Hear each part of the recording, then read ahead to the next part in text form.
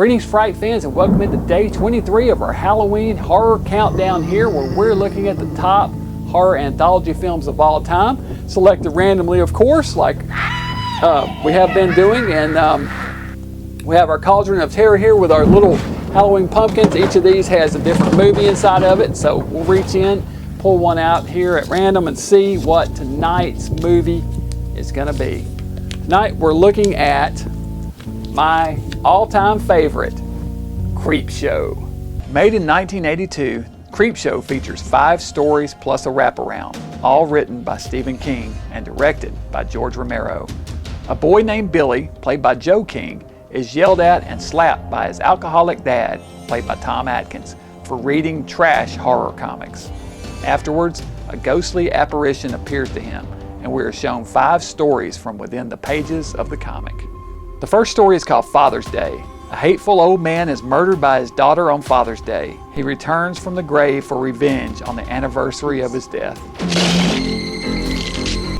The second story is called The Lonesome Death of Jody Verrill.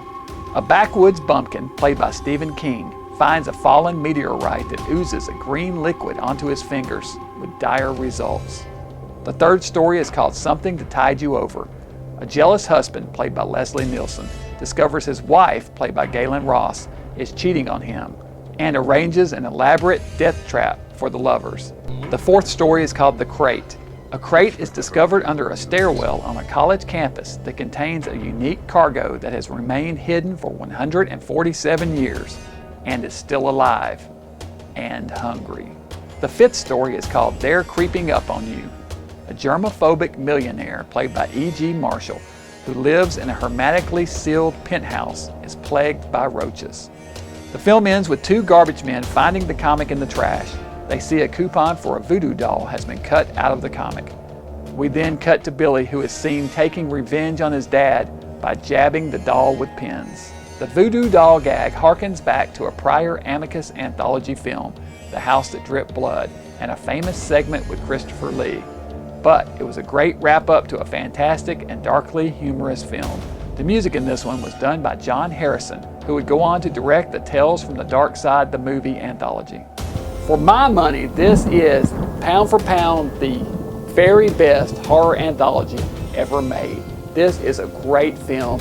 Everything from the stories themselves, to the wraparound, to the music, the dark sense of humor, everything about it is fantastic. Can't get better than this one. If I had to pick a favorite segment, it's tough. Every segment's great in this one. King is great as Jordy Verrill. The cockroach scene is great. The Father's Day segment is great. But I think if I had to pick just one segment, oh man, I don't know. I can't pick just one. I mean, the one where Leslie Nielsen drowns the two people and they come back from the dead is. They're all great. Geez, I don't know. I'm gonna say all of them. I can't pick one. I just can't do it. So anyway, this is definitely, like I said, my all-time favorite horror anthology. This would be number 1 on my list if I were to rank them. And if anybody out there hasn't seen Creepshow yet, do yourself a favor and watch this for Halloween. This is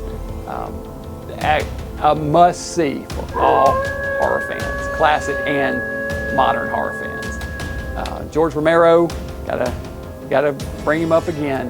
Directed this from Stephen King stories and passed away this year. So we miss you, George. So anyway, what do you guys think? Creepshow, best ever? It is in my book.